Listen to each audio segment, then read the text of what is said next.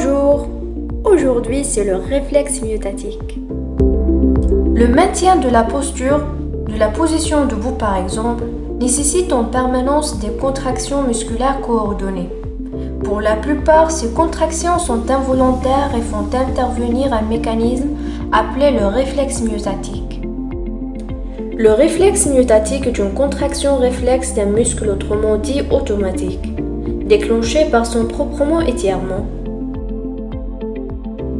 C'est ce type de réflexe qui est déclenché par le médecin lorsqu'il frappe un coup sec sur un tendon musculaire, étirant ainsi le muscle qui en réponse se contracte brutalement.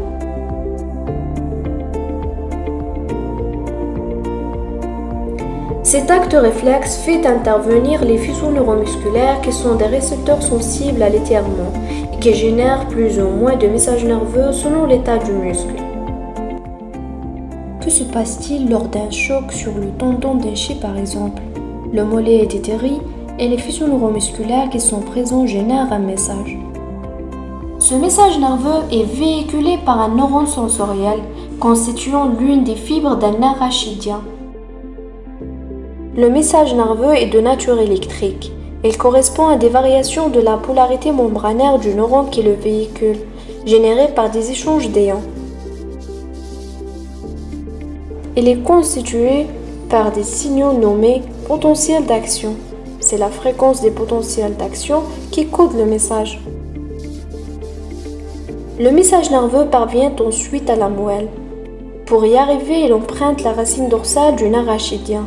Là, il est traité dans la substance grise de manière générée ou non une réponse. L'arrivée d'un message nerveux sensitif entraîne la formation de signaux électriques dans un neurone moteur ou bien motoneurone. Ces signaux seront véhiculés par l'action d'un motoneurone aux fibres nerveuses motrices, en empruntant cette fois la racine ventrale d'un nerf rachidien. Le message nerveux moteur transmet cette fois tout le long de cette fibre nerveuse jusqu'au mollet.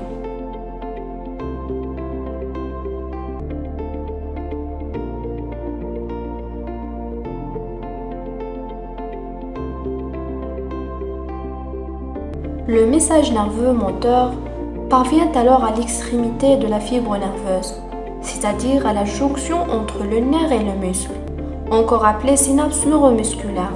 Il déclenche la libération d'un neurotransmetteur, l'acétylcholine.